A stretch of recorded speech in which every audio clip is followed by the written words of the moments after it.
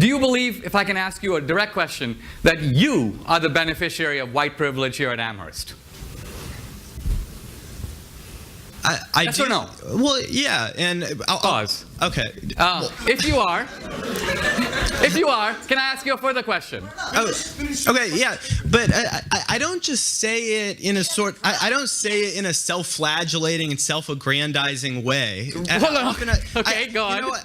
I really try not to. I'm simply saying that because you asked me. Really, I view the recognition of one's privilege as an impetus to change things. So I don't just say I have white privilege. I try to help those who have not benefited from such privilege. How? Hold on. Let's pursue this for a moment. You say, this is actually very important because there's a psychology here, right? Well, you see, I'm going to answer your question, but I'm really not trying to attack you. I'm not trying to be provocative. I just find that often, I think the essence of much of this discourse surrounds hypocrisy, and you're trying to demonstrate that I'm a hypocrite. I say I benefit from white privilege, yet I don't actually do anything. But I'm gonna backpedal and say that ultimately I think what the greatest vice is cruelty, and I don't want to be hypocritical. So to answer your question, I'll start in high school. I mean, do people want to hear this, or do we? Educated. Let them know. Look, let me say where I'm going with this, because I think you're... all right, well, too bad. All of which is to say, it's not like I picked anyone out to help based on the color of their skin, but I was a tutor for people who tended to be low income when I was in high school. I suppose that would be one direct answer to your question, because oftentimes disparate educational opportunities are grounded in disparate economic systems, or systems that produce disparate economic outcomes. So that's one way that I would combat it on an individual level. All right. Here's what I'm getting with this, okay? One of the benefits of a good education of reading people like Nietzsche is you begin to understand how deep the human desire is for moral self-exculpation.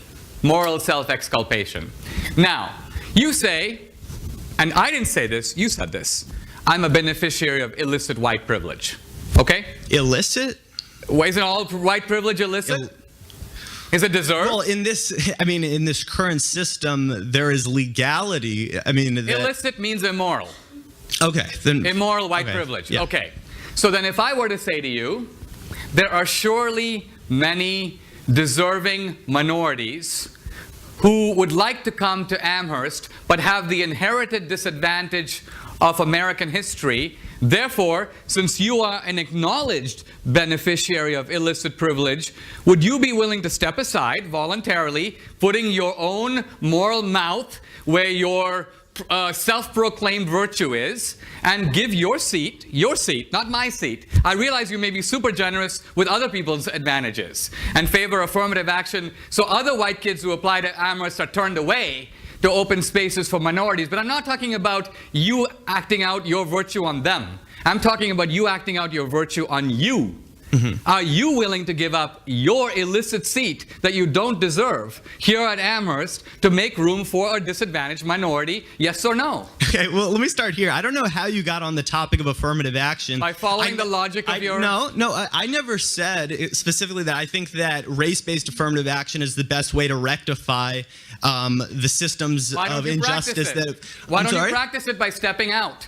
And why don't you go to the registrar tomorrow and tell him you want to withdraw from Amherst? Are you listening to what he just said to you? Get on. Yeah. I'm listening. Think about it. Go ahead. Okay, well, I mean, look, I'm only continuing to engage because you continue to engage with me, and I do want to hear other people's questions. But in response to that, again, what you're trying to demonstrate is that everyone's hypocritical. As someone once said, that we're all dirty up to our arms, right? We're not all perfect. None of us is perfectly morally consistent. Now, I've said absolutely nothing about affirmative action. The fact is that I believe everyone in this room is hypocritical to some degree. But that doesn't mean that we shouldn't strive for a more just and equitable system entirely.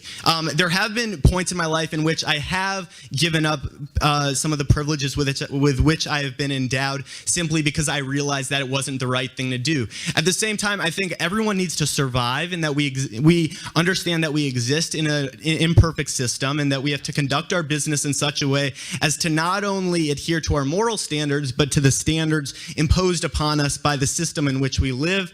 And I think that we have to be generous to people in their efforts to not be hypocritical and to do their best, but I don't think that we should totally throw away the idea that we shouldn't have those standards at all.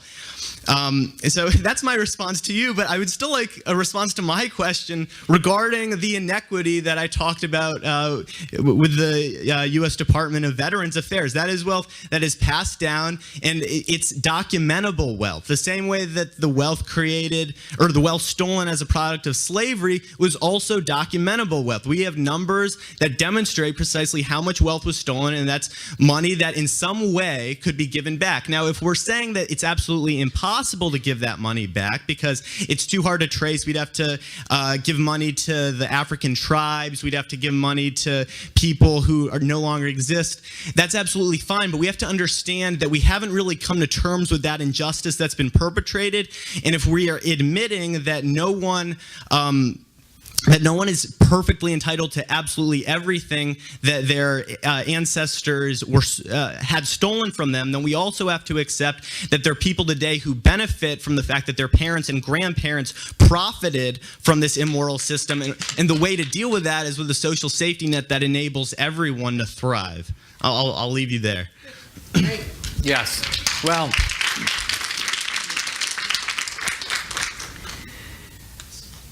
the core of the American system, this will actually answers your question directly, is that what do we do about the conquest ethic of the past? And here there are two options. There are two options. One option is we establish equal rights under the law. That was the solution of the civil rights movement, that we have had race-based discrimination, we've had racial hierarchy.